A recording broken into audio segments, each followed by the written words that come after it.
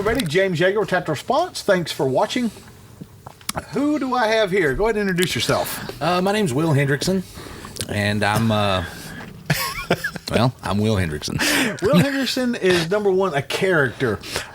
Will, as a way of introduction, can you spend a minute, like, where are you from and maybe past vocational experiences or something like that? Yeah, I'm from, originally very southeastern Kentucky, Middlesboro.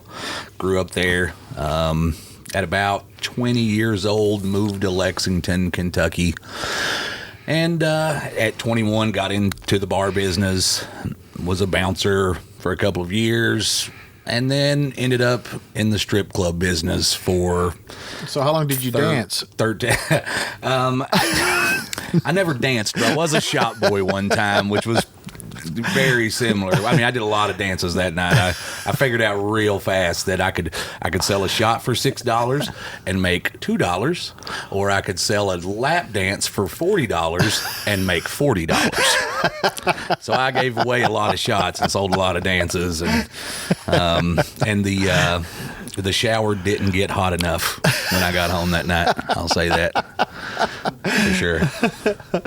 So you pretty much, your career has been in clubs. In clubs, yeah. It's pretty much all I've really ever done, other than, random construction jobs and things like that. But yeah, career-wise, I've been running clubs for a long time. So as a hobby, you've also fought a little bit. Yeah. I did a lot of amateur mixed martial arts for years and years. That's the reason I was always amateur, was because of work. At the time, there was no money in MMA at all, but there was a lot of money in strip clubs, and I think it's still true, probably. Yeah, probably for the most part. So it just, it was never feasible to just stop working and fight full time. So so I just dedicated myself to be the most experienced amateur in the country by the time it was over. That's good. So over the years, you must have collected a bunch of stories. A lot, yeah. I've a lot of crazy things happened. Please go ahead. I don't even know where to start, really. We got Aaron Little here with us. Aaron's, hey guys, Aaron, you have to start, regardless of where it fits in the timeline. You have to start with the Waffle House. Okay, Waffle House story. Okay. Why I gotta start with Waffle House? Thanks. Yeah, that's fine. So this is kind of strip club related. It was across the street from a strip club that I worked at the time.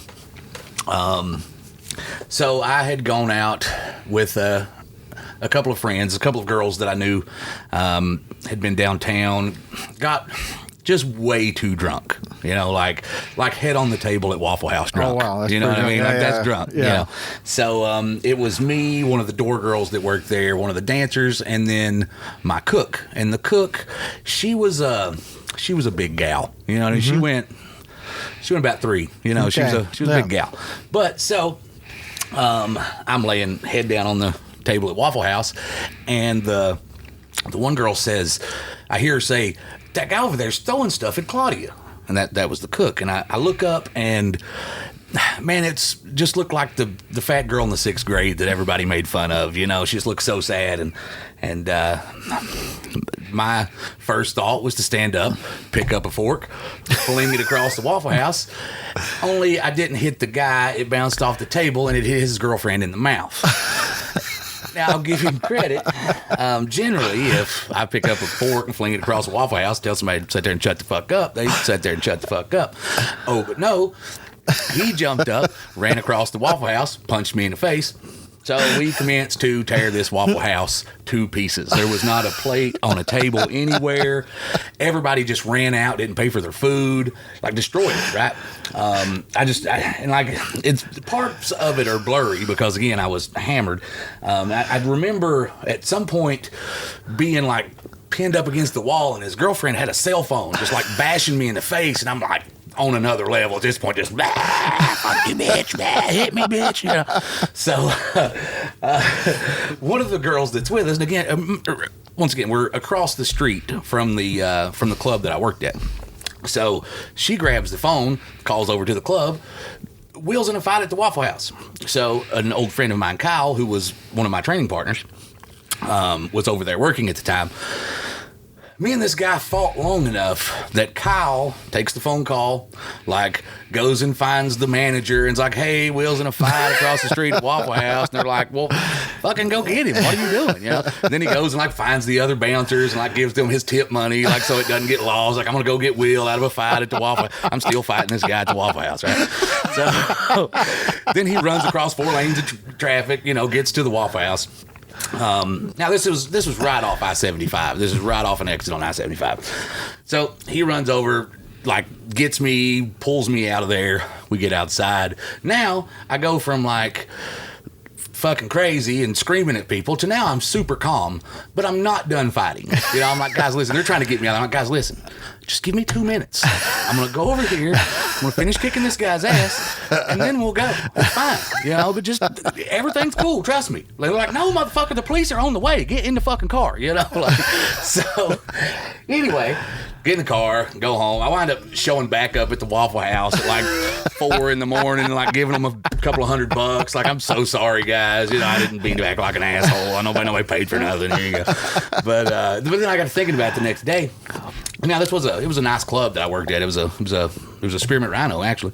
But I got to think about, like, if you didn't know anything about the club, right? You know, you were just driving down I-75. You stop at a Waffle House. Fight breaks out in the Waffle House, right? Girl grabs a phone, screams into a phone, hangs it up. A couple of minutes later, a dude with a suit and an earpiece runs into Waffle House and gets me out of there. How great did that look? You know what I mean? Like, who the fuck was that guy? Was that the governor's son? Who was that? You know? No, yeah, that's the Waffle House story. That was good. Actually, one of the girls that was with me at the time was a girlfriend, and we didn't talk for a week or so because apparently I was. She'd never seen me on that level before and decided that wasn't the kind of guy she wanted to run around with. She got over it in a little bit, and, you know, it was fine, but yeah, that was one of them. So I'm a fan of the comedian Theo Vaughn, and he's got a 30-minute rant on midgets that he does, and I didn't know if you might have any midget stories. I got a couple of midget stories, actually. There was a point, like one of these like defining moments. Who are you gonna tell? You don't know 3 midgets? All right, go ahead. This defining moment in my career, kind of, that like we used to do foxy boxing, you know. So for the folks that don't know, foxy boxing, it's when you get 2 chicks in the ring, 2 strippers, and you let them wail on each other. It was basically just amateur boxing. I wound up getting shut down because technically I was running amateur boxing and not getting the state involved, and finally the athletic convention shut us down for it or whatever. Just shut down, not the club, just the foxy boxing. But I had a midget, Money Mike, who Money Mike, who I would dress up in a little referee uniform, and he would be the referee for the things. And he got just way too hammered one night, and he's throwing up. But you know, the like Slim Jim trash cans, like the little tall, thin trash cans. Yep. He was too short to throw up in the trash can, so I'm like holding him up while he's throwing up in the trash can. And like there was this moment where I'm like, man, I'm holding a midget over a trash can while he throws up, and in a referee uniform. And this is how I make a living. You know, like I'm doing my job right now. This is my job. You know? So, and then another one, midget related. Come in, it's like 7:00. You know, we just get to work that evening. And there's a guy in there, and he was a pretty big midget, you know what I mean? But still a midget. He was full-size midget. He wasn't full-size midget, but he was better. He was bigger than your average midget anyway. So he was hammered. You know, like as soon as we get there, he's hammered. So does it take like less like a thimbleful? Yeah. A thimbleful of liquor. Got him. But he, you know, we cut him off. You know, we do the right thing. As soon as we get there, we cut him off. He's fine.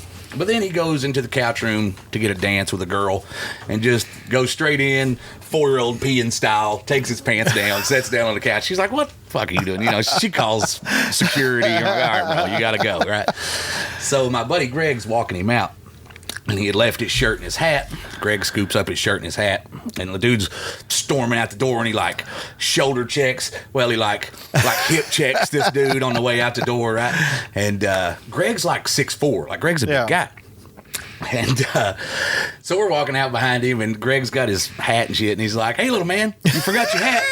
"Hey, little man, I got your hat." They probably love to be called little man. So finally, he turns around and he's like, "Come get it, big boy." And he takes off running at Greg, like fist cocked back, and Greg's eyes get all big, and like I stop, and I'm like, holy shit, this midget's gonna punch Greg, and Greg's gonna let it happen, right? Oh, no.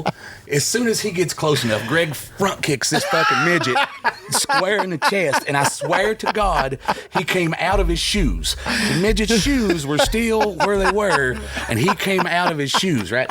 So there's another bouncer that's there. Wait a minute. I got to stop for a second on kicking the midget out of his shoes. I just got to take that in for a second. Okay.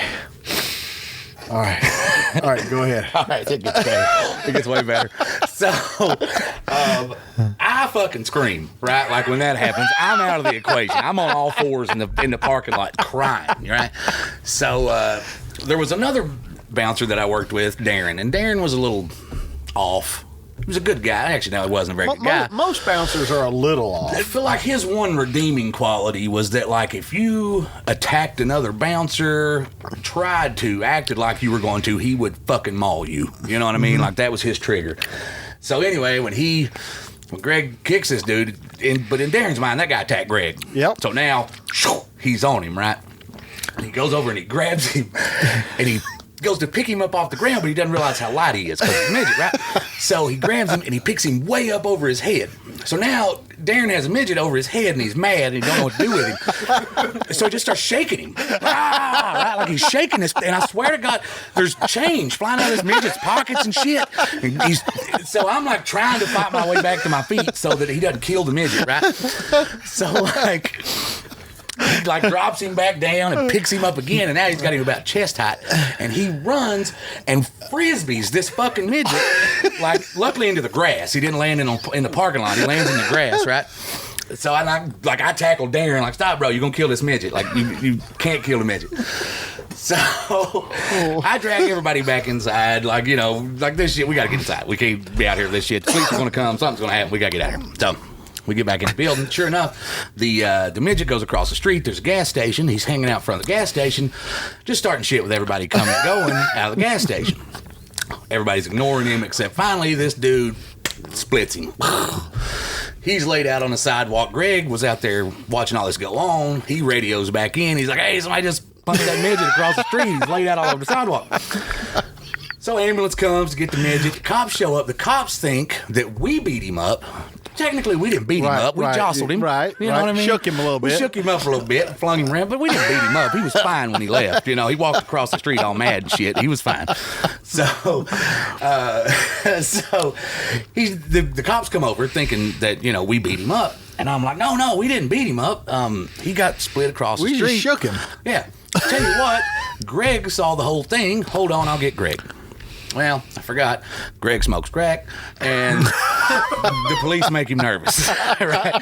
So Greg's like, oh, I didn't see nothing. I'm like, bro, tell him what you saw, because I'm about to go to fucking jail if you don't. You know what I'm saying? So finally Greg's like, oh, yeah, some guy punched him across the street, whatever. And I'm like, man, I'm telling you, we didn't even, on my shift, I didn't serve him a drink. We cut him off. He was fucking belligerent. Luckily, that one blew over, and I didn't have to pay for a midget, whatever they cost.